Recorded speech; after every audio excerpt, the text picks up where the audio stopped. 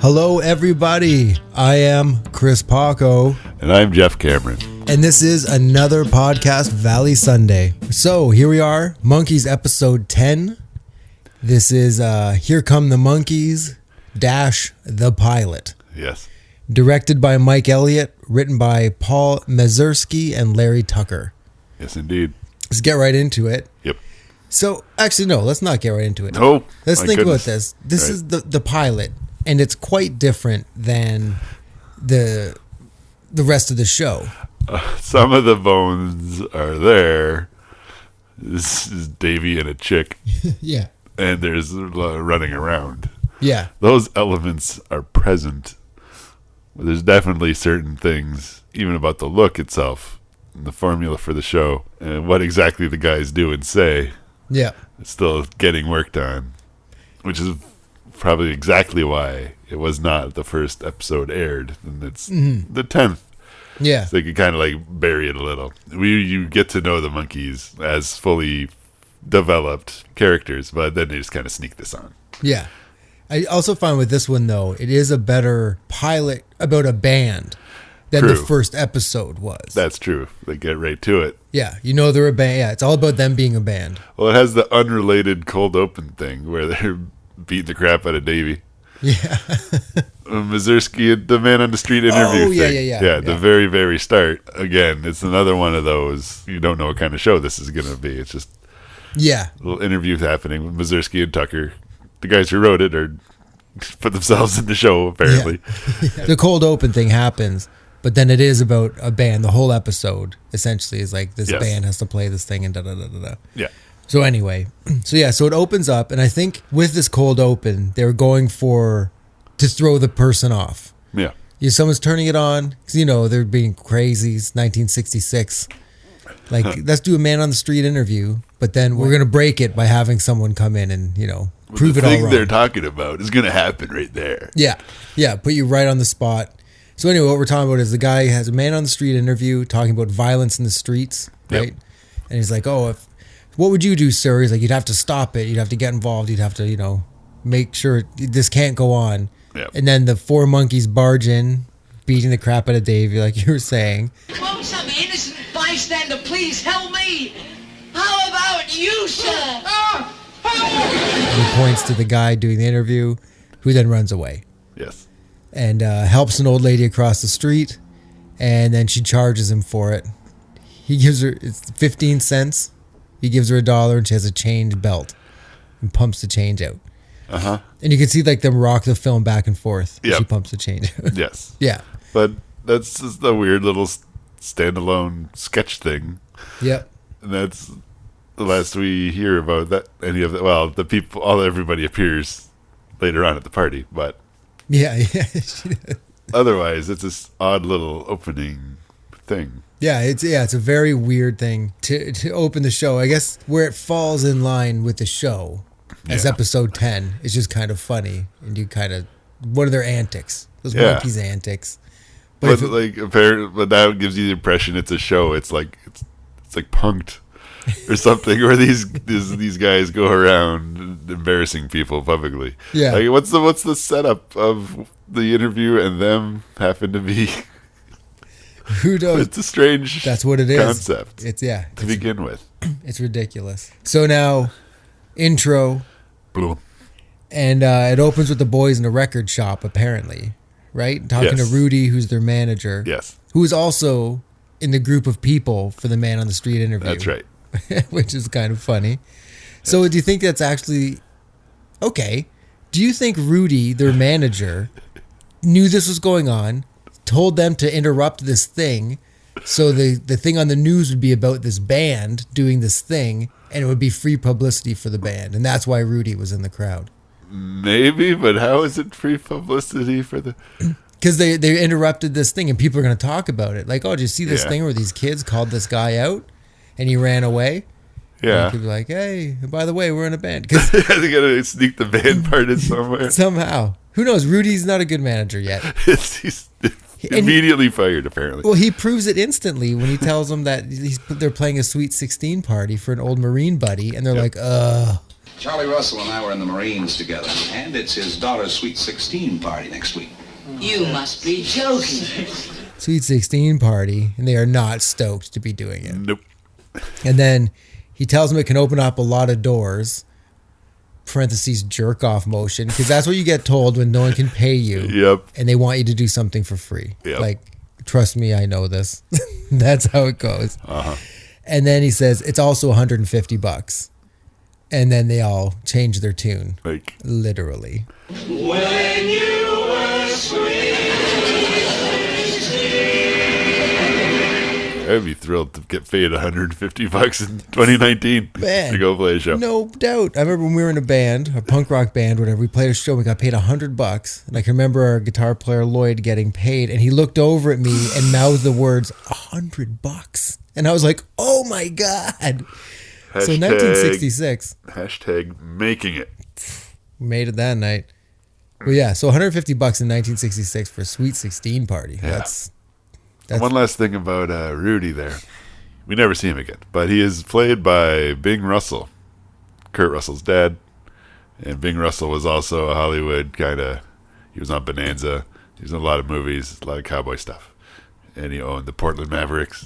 Battered Bastards of Baseball, the documentary on Netflix. Yes, which tremendous documentary. It is amazing. I've watched it like probably 8 times. I've watched it a bunch of times. And every time I watch it, I'm riveted. Yeah. It's well put together and fantastic. And I did not know that was him. That's great. He was, I recognized him. Uh-huh. You know, those kind of people you kind of recognize. Yeah. But that's why. That's why, man. Oh, nice. Boom. Information. So they show up to the place in like the weird wooden Monkeemobile, like the old Woody car. Yeah, yeah. I guess you couldn't even technically call it the Monkeemobile yet. No, it was just it's the Monkees car. Yeah. But at the time, like, I keep thinking about watching this at the time. And when this episode came on, you must have been like, what's going on here? Do you know what I mean? Because everything's so different. Yeah. Mickey's hair is ridiculous. It just everything just seems a little off. Yeah. Can you tell? Is it on film?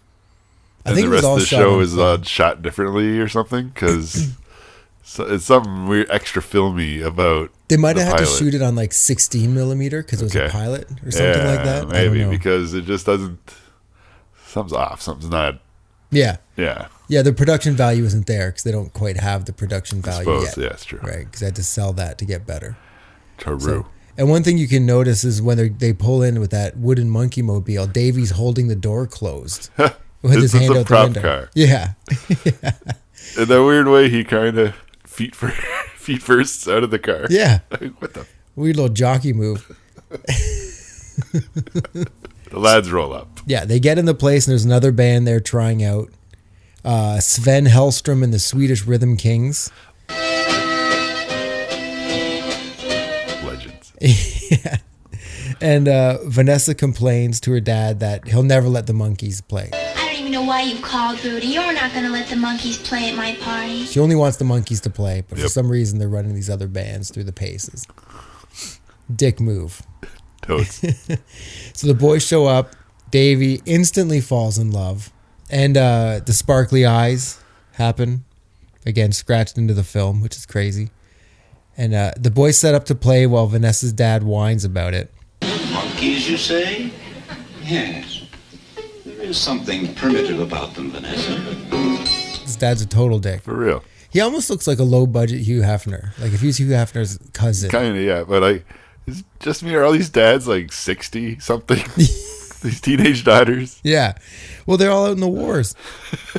They're like from World War II to the end of Korea, dads were not home in the United States. Because I guess that's totally true. They'd come home, impregnate, piss off, come back to the country they thought they fixed, and it's all fucking crazy now with the 60s. Monkees are playing their Sweet 16 party. Yeah, they're all old, going gray too soon, maybe. Anyway. Wow. Mike does that thing where he asks for a G, and Davy, who's playing guitar for some reason, pulls it off the guitar. Impossible to do. His fingers would fall off. He hands it to Mike before they play "Want to Be Free." But also, the hand that hands that guitar string to Mike does not look like Davy's hand. It looks huge. Like some stagehand put like half a sleeve on and just like handed it to Mike. So yes, and so during the song, Davy stops singing, but keeps singing, and he goes into a daydream about him and the girl. Okay, we got to mention the song. Oh, did I not say "Want to Be Free"? But like the fast version, like the cool version. The good version of "I Want to Be Free." Yeah, a '60s rock and roll version, and Micky sings the bridge, right? Yeah. And you see them like in the background while Davy's walking with the girl and Micky's singing and trying to play drums. Because at that point, he probably knew very little about playing drums for the pilot. Not much. So, yeah.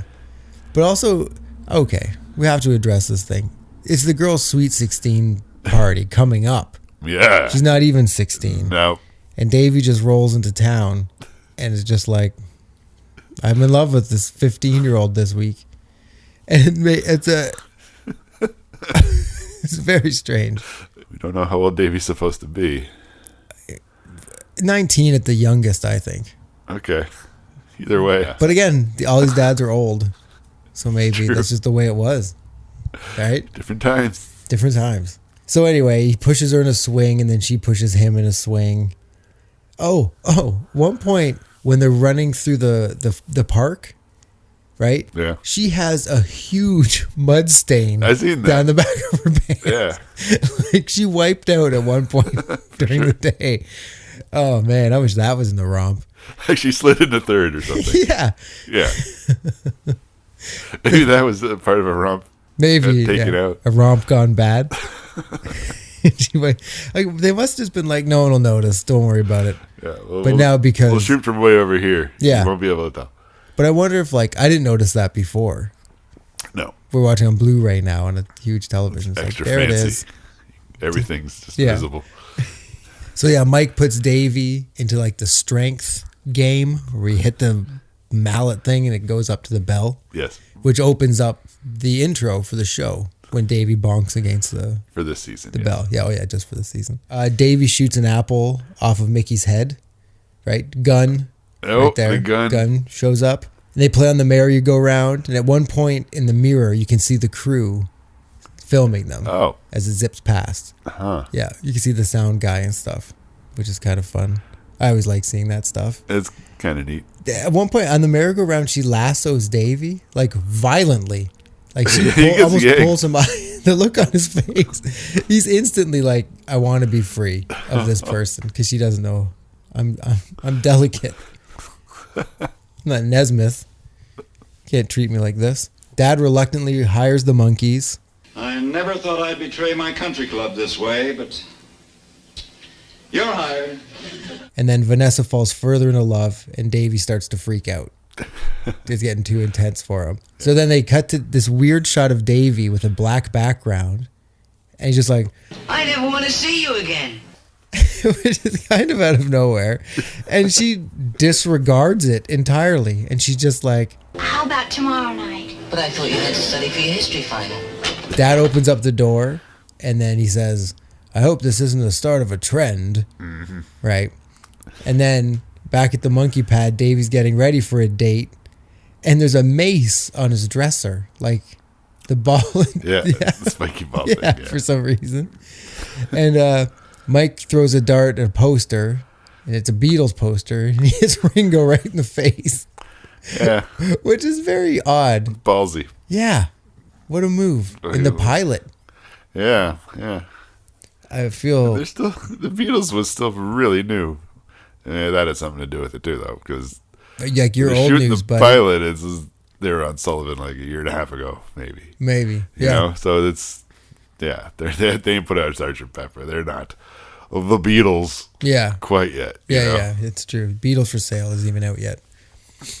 Or just coming out. But either way, yeah. But it's very surprising to see. Yeah. It's like somebody stomping on the American flag or something. It's like, oh my goodness. Each of the boys warn Davy to be good before he splits. And then off he goes. He's out on a date with Vanessa. And then she says like, I feel like we started a trend. You know, just to throw it in her dad's face. War hero. Dang. Doesn't care. So then the title card comes up. It says, but inside all is not well. And we go inside the house and her parents are playing cards. And that's when her dad has the "It's 1 a.m." line where he sounds like a news reporter. It's 1 a.m. They remind her she has a history exam. History final. Oh, no. It's not just an exam, it's the final. It's the next morning. She says not to worry. Cut to, she's crying. She flunked her history final. Oof. But she can do a makeup exam. Cut to her friend telling the boys on the beach that she flunked. She's getting a makeup final, but if she flunks that, you're out of a job. Well, she'll pass, won't she? Because the only thing she has in her mind is Davy Jones. Just like last episode, Yeah, Cynthia popping out of the slightly hotter friend who explains things. Yeah, on the beach. All she think about is Davy Jones. Davy's like doing up his pants. Tell me about it, love.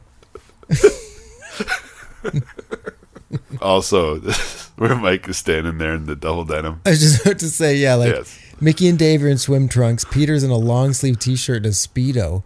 And Mike is in double denim on the beach with a wool hat on. He doesn't seem like he's from Texas. He's like from Maine or something. He's not interested in putting on the suit. No. Yeah. Maybe that was it. He's just like, no, I'm not doing that. So Davy walks along the beach like he does often.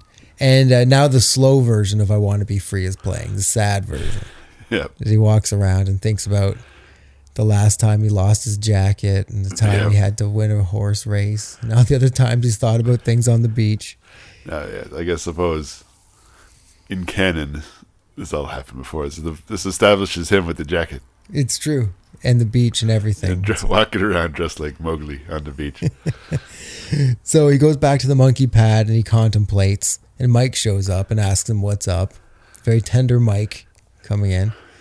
He says he wants to help Vanessa, but he feels bad. And Micky says, "Sure you want to help.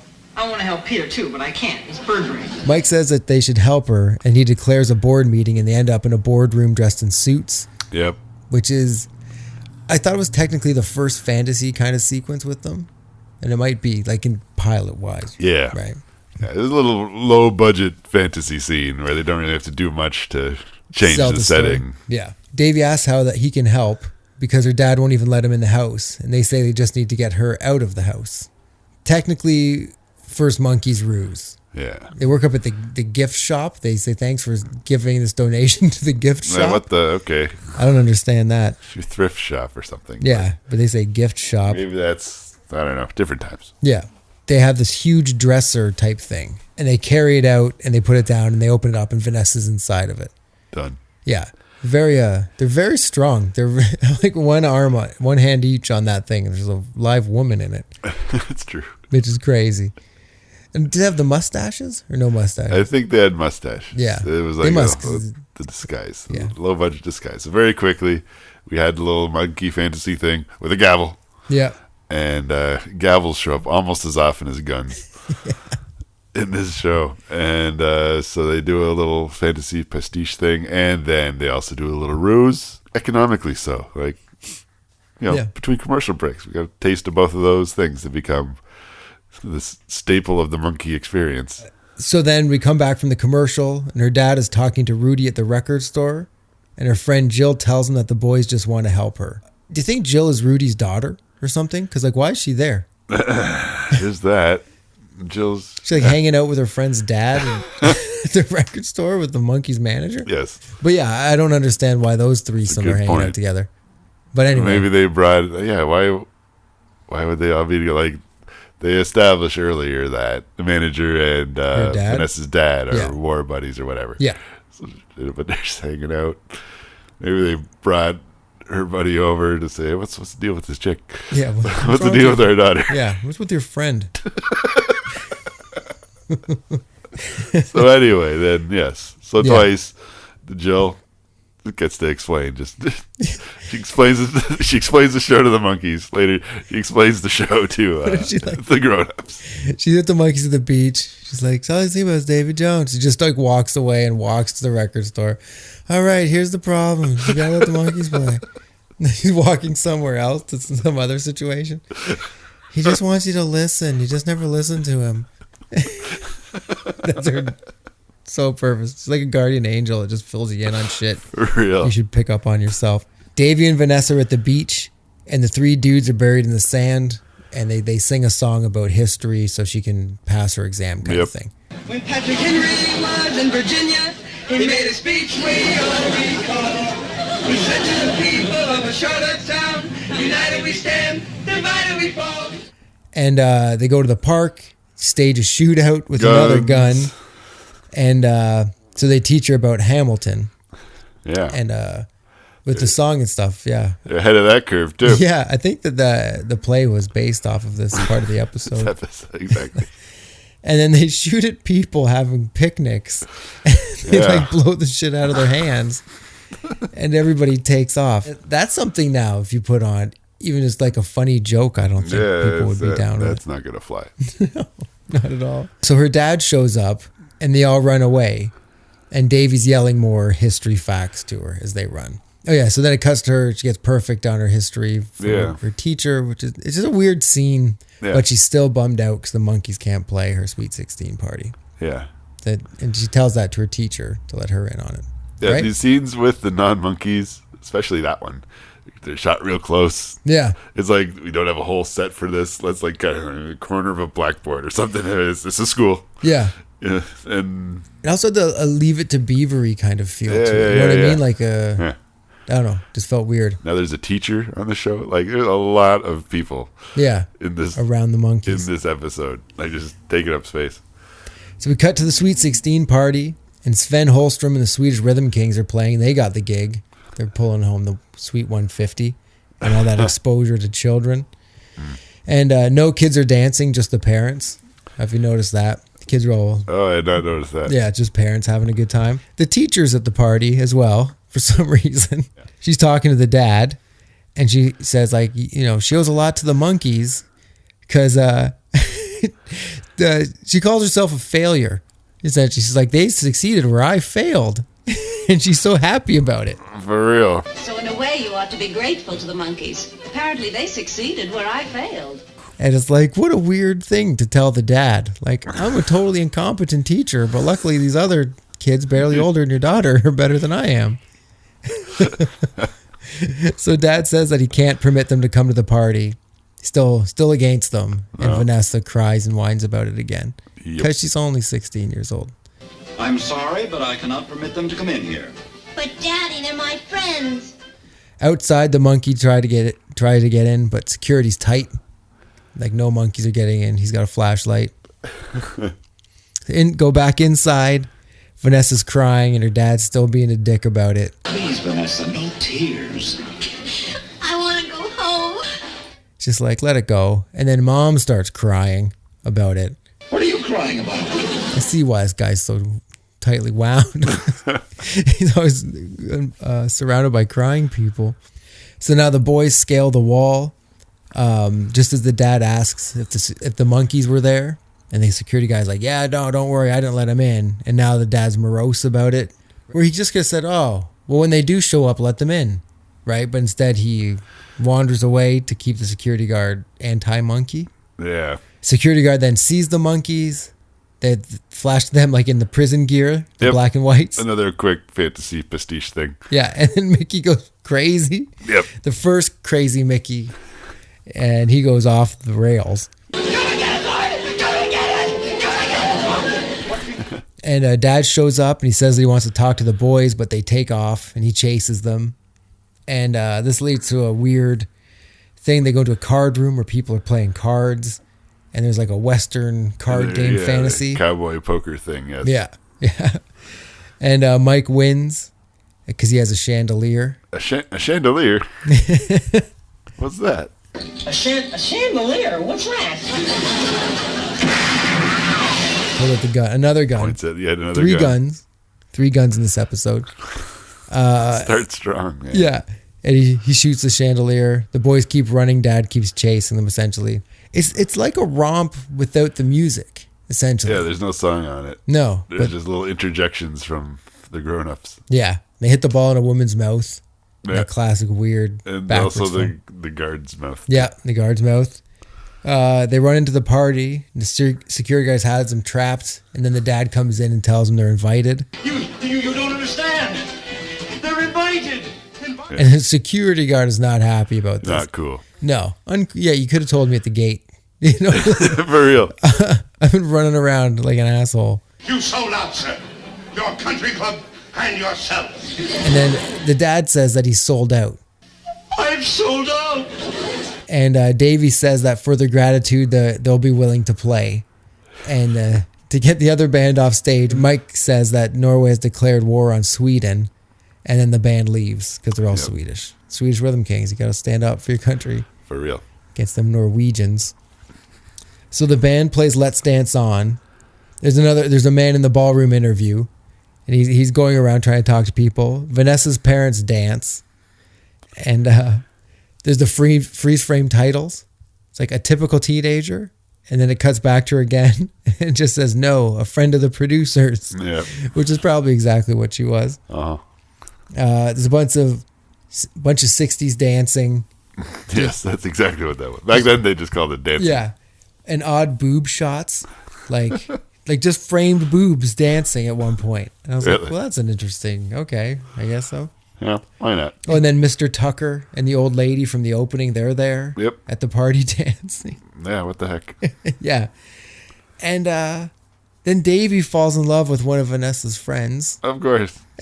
At her own Sweet 16 party. This girl it's a horrible Sweet 16 for her. For real. Because we never hear from her again. No. We never hear from that other girl again either. No, none of them. But like Davy, you got this gig because you went through all this stuff for her, and now you're just like, ooh, I see your friend. Sparkly eyes. Oh, he's helpless against the sparkly eyes. He is. That's the way if you want Davy Jones. Sparkle your eyes at him. So the boys chase him out, and that's kind of the end of the episode. And then it cuts to Micky and Peter, and Peter's dressed as a pirate for some reason. And they explain that they're a minute short. It's coming. A gypsy. He was doing the gypsy episode, which comes up in a few. Okay. I can understand exactly what was going on. And they explain they're a minute short as usual. They say as usual. And they introduce these screen tests. He says there's nothing wrong with your color. They're in black and white. Yep. And I have to say, I loved these. When I was younger watching this episode. Absolutely. I loved these parts. Again, we've talked about it before, but seeing the boys hang out as the boys and seeing these screen tests and stuff was just awesome. I thought it was the best. So Davies is first. He tells a story about becoming a jockey. And then he's 5'3". Huh. He's tiny. Yeah. And he says he likes tall girls. He might even be goosing that a little. He might be a little shorter than that. Maybe. He's like 5'3" in the Beetle boots. In boots, I'm 5'3".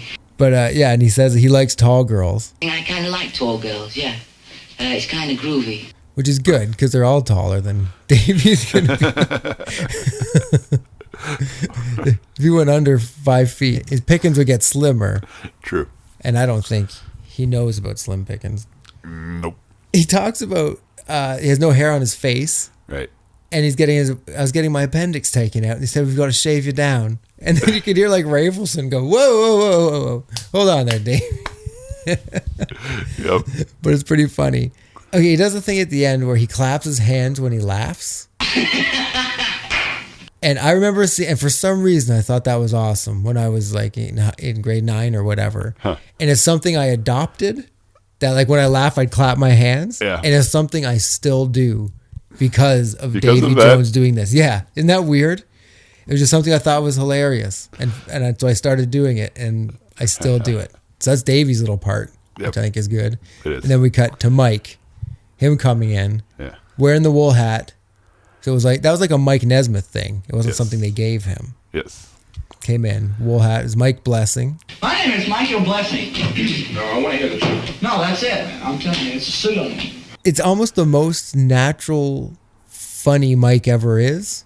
Do you know what I mean? Like he's really selling himself, but not selling himself. Yeah. And he's being very goofy and like. He's extra loose. Yeah. Yeah. I liked it a lot, actually. Like, I don't think this is the very, very, very first time talking to the guys, because they kind of know some of his stuff already. Yeah. But he is, totally relaxed. But when he fixes his toque in the painting is the best moment. Yeah. Yeah, to come in. And it's almost like when Micky, in his book, he talks about when he first came in, They had a whole bunch of coffee cups. Yeah. And he picked them up and moved them and said, checkmate. And he said they laughed at that, and that got the ball rolling. And that's kind of like the Mike checking his hat in the thing. That's like the first thing he does. And like, I think we mentioned it about Davies, but it was like kind of a formality. Yeah. Because he had the gig. He was already on the team, and they were kind of building the show around him. Yeah, exactly. They shy away from ever really explaining that, but like, but that's, yeah. Yeah. That's when Peter was on the commentary. Peter was like, Davey just kind of breezed past everybody who was waiting and did his thing and breezed on out. Yeah. And everybody knew. Hot shit. Yeah. That's kind of awesome. And so for Mike, he says he's been playing music for 2 years. And before that, he was a failure. I was a failure. Yeah, but did you work at that? Yeah. I mean, I just didn't do anything. I was a failure. And that's the second time in these interviews he talks about being like a failure or a earlier. loser, yeah. Yeah, which is interesting. He goes through the drawers, because I guess it's the farmer's daughter set. He makes mention, he's like... Because when I go home, I'm going to say, hey, I'm the farmer's daughter, you know what's in that drawer? And there's that one point where he opens up the cupboard, and there's that weird voice that comes in. Oh, wow! Are you ready for this? But yeah, it's like completely different. What happened? Yeah, like I'm wondering if when he opened up, he swore or said something. Like, holy shit, look at this. And they had to overdub something, and someone just screamed something. Because that's not Mike Nesmith talking, is it? It's strange. Sounds like Mel Blanc or something. Yeah. Something's up. Yeah, but I remember that was always one of my favorite parts of this thing when I watched it again. So yeah, what are your overall thoughts of this weird pilot? It is what it is. As we were saying earlier, like some of the elements are there. Like Lauren would say about SNL in the first season, you know, we had the ingredients, but we didn't have the recipe. Yeah. So they didn't have quite the balance of things. Definitely far too many non-monkey characters. Like just a whole raft of people. So I think they correctly recognized pretty early on that the fewer extra people, the better. Yeah, 100%. Yeah, I could have said it better. That's exactly what this episode is. It's there. There's cool bits. You just got to shave them down. And it's still funny. It's still the Monkees in there. They're obviously the boys, and they're still, like, right away, they're kind of funny working together. The cowboy scene is kind of neat. Yeah, for me, it's all the same things. Just a cool starter point. It's weird that it comes in when it comes in. Yeah. So I always wonder if people are like, what the hell's going on? But who knows? They had to put it somewhere, but they probably couldn't put it in too far into it because get out quick, but not too quick. So that they already had 9 other episodes kind of established a show. Gun in the show? Yes. 3 guns in the show. Yes. Crazy. Shooting at civilians. So the streak's alive. Or no, this is the new streak. There wasn't guns in the last episode. There was an axe. Episode. I think that might be the only episode without guns. Yeah, so far. I think you might be right. Highlight of the show for me is the interviews at the end. Same here. They're just the best. Yeah. And also, another highlight, the musical highlight, I think was your next question. Yeah. Music moment? Yeah. Best music moment? I think the cool rock and roll, I Want to Be Free. 100%. Yeah. I remember that too, hearing that on that show. Like seeing it on the show and hearing it and be like, where is this? And then it came out on, I think it was Missing Links Volume 1. Yeah. I think. But yeah, it came out on Missing Links. It's like, played the crap out of it. For real. It's so good. A personal memory for me with this show is, this was the first show I had on a tape. Like when I started taping the Monkees shows, I like started with this show. Really? Yeah. Huh. Oddly enough, because I didn't know the order of anything. Right. But I think we did think this was the first one because of the screen test at the end. Yeah. Because when I watched... I think we kind of pieced it together that it was, the first one. Because when I watched the Blu-rays in the first episode, The Royal Flush, I thought, oh, where's those interviews at the end? Yeah. And I was like, wait, what's going on here? This isn't the same. But because it came out later. But like, I think we kind of pieced it together from they don't have the car, they don't have the shirts, they don't. It's like clearly, man, look how short Mickey's hair is. Yeah, Mickey's hair is the craziest. This is extremely early. This is like the Bleach album of Monkees episodes. And it's also, they had the furry sweaters. Or the furry vests, yeah. Which Peter said were the monkey vests. And I think they were going to push the monkey thing more. Because at one point they have the masks on. Yeah. And all that stuff. There, yeah. I think they were kind of going to go more with that. And then luckily bailed on that quickly and went with the 8-button suits and the other cool suits that they all have, those blue suits. Yeah. But anyway, a great episode for what it is, I think. Yeah. Good seed planted. So it's about that time to reach into the magical wool hat of songs and get this. That time again. It always is. What do we got here? We got a Mike song called The Girl I Knew Somewhere. Oh, wow. It's a good one. It is. You're standing in the places and you're staring down through faces that bring to mind traces of a girl that I knew somewhere.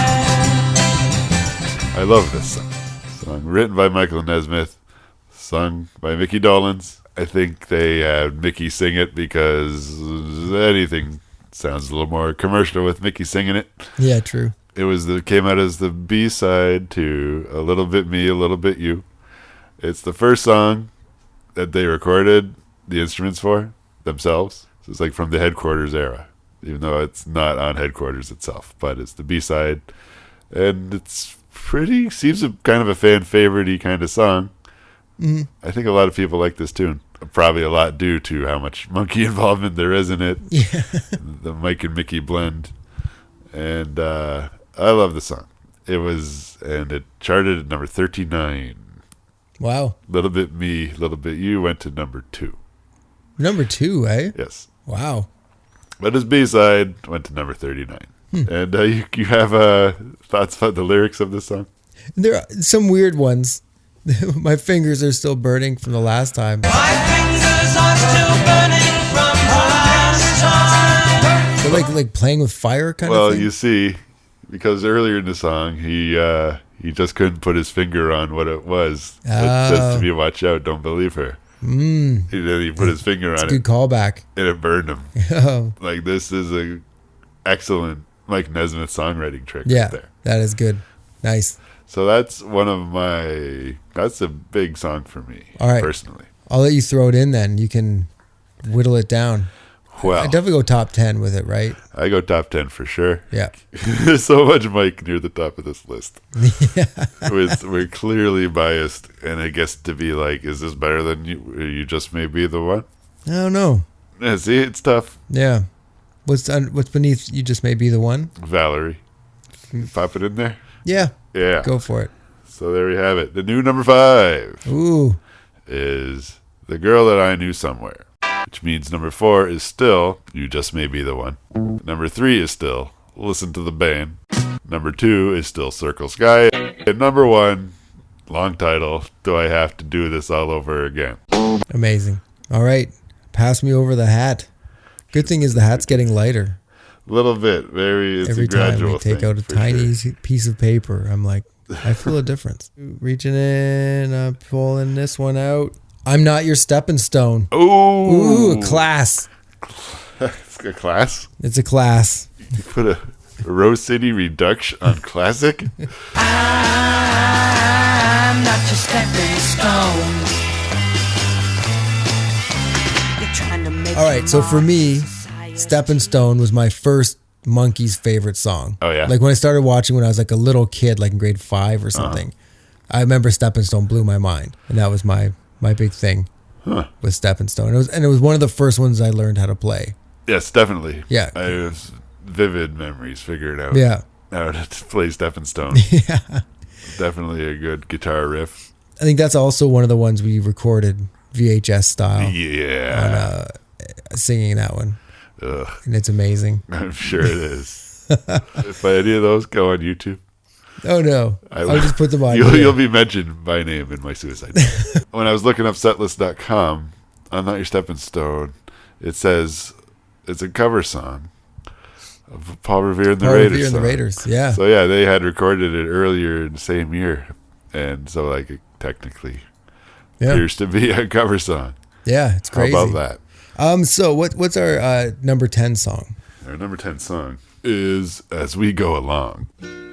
Okay. What's number 9? What's those two? Dream World. What do you feel with Stepping Stone? Stepping Stone is up there. Is it up there more than Take a Giant Step? I like it more just because of my own nostalgia for it, my deeper connection wise. But Take a Giant Step is a really great song too. It's true. What's after Take a Giant Step?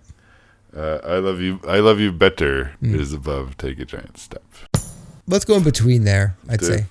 Between I love you better and Take a Giant Step, we have I'm not your stepping stone, which is what you might say when someone takes a giant step on you. Yeah, exactly. Say, hey man, I not your stepping stone. No girl, not me. So what number is this? 8. Ooh. So Stepping Stone coming in at number 8. Number 8, yeah. I like this top 10's really rounding out to be radical. Oh, man. Man, we should even do like a Spotify playlist and just keep adding to it. Ooh, I think you're onto something there, That could Paco. be fun. Okay, here we go with the last reach in the hat for the day. Oh. What you got there? Lucky us. We're taking a trip to the 90s. Oh, wow. For the Just Us album. It's Regional Girl from Just Us.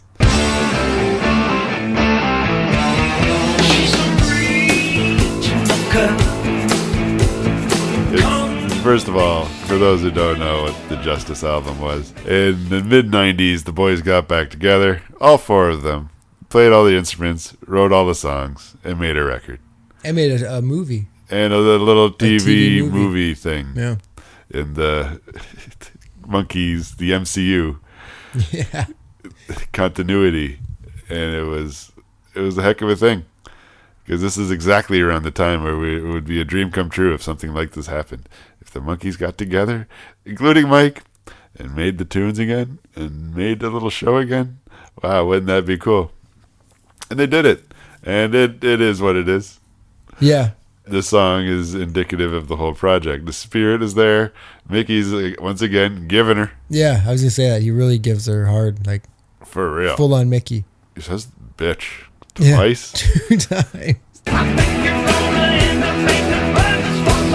Wow.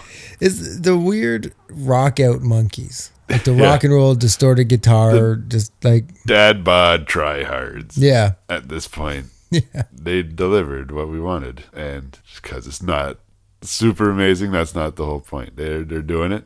Yeah. And we love it. And there's probably a smaller subset of fans where this was the gateway somehow. Maybe. It'd be tricky, but yeah. Because, well, yeah, like I'm not sure someone gets into the show and then got into this album and then, wow, this is amazing. But, like, theoretically, it's possible. I think you think there's more Poulet fans or Justice fans? Poulet fans. Yeah. Yeah, because they had the whole resurgence on MTV with the show, with the record, with the videos and all that shit. Okay. I think that was a bigger thing for them. Yeah. There's a Monkees like behind the music type thing.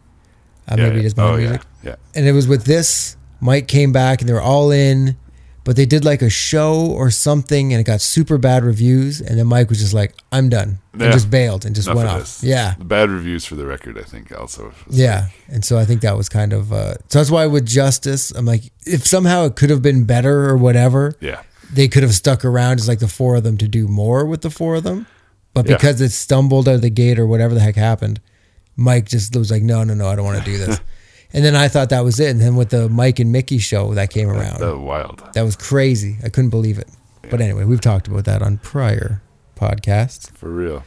But yeah, so for this song, we're going to 20s, bottom teens, 20s. It's okay. It is one of the better songs on Justice. Yeah. But that doesn't mean it's not like a lower register Monkees tune as far as we're concerned. Yeah, exactly. And that's the thing. You're hearing our opinion on these things. Yeah. And if you have a different one, bring it up. Come on. We'd love to point out how you're wrong about it. If you're a diehard Justice fan, if Justice was your gateway to the Monkees experience, by all means. Yeah, let us know how that works. For real. I would love to know the story. Legit. Is it better than Never Tell a Woman Yes? Okay. Is it better than Every Step of the Way? Yes. Yeah. I like it better than Every Step of the Way. Is it better than Don't Wait For Me? Yes. Okay. Is it better than Hard to Believe? It's rocketing up the charts. This is exciting. It's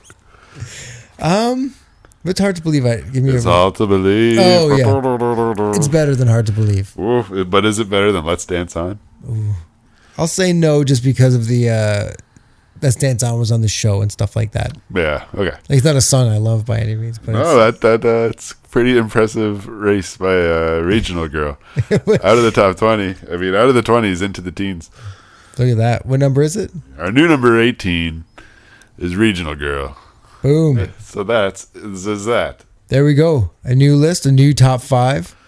Brand new top 5 for the first time in a while. So that's cool. And the pilot episode is always fun to revisit. It's one of those things to check out. It's like, oh, yeah. For real. Yeah. It's a good episode for what it is. Yep. And it's not the best, but it like we say, planted the seed and made the Monkees what they became. So exactly. I'm down with it. Me too. All right, Monkees fanatics, we will be back in 7 days. Bring us your ears and we'll talk into them. Have yourselves a monkey little evening. Hey Monkees fans, if you like what you're hearing, you can check us out on Facebook, Instagram, and Twitter. They're all at Podcast Valley Sunday. We'd love to hear from you. Also on our Facebook group, we'll be updating the countdown every week, so you can keep up to date with that. And if you can rate us, please rate us, but be nice. We're thin-skinned.